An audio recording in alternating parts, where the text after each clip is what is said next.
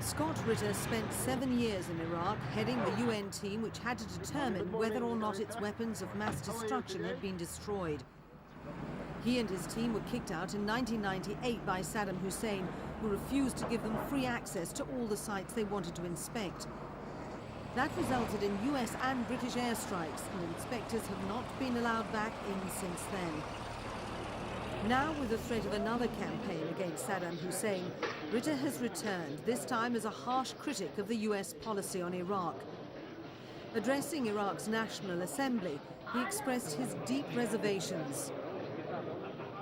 My country seems to be on the verge of making a historical mistake, one that will forever change the political dynamic which has governed the world since the end of the Second World War, namely the foundation of international law as set forth in the United Nations Charter, which calls for the peaceful resolution of problems between nations.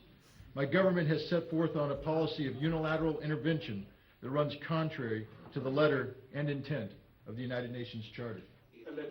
He insisted Iraq was now incapable of producing weapons of mass destruction. The truth of the matter is that Iraq has not been shown to possess weapons of mass destruction, either in terms of having retained prohibited capability from the past or by seeking to reacquire such capability today. He urged the regime to allow weapons inspectors back in to prevent another war. However, Ritter is at odds with other members of his UN team who've said that Iraq probably does possess large stockpiles of nerve agents, mustard gas and anthrax.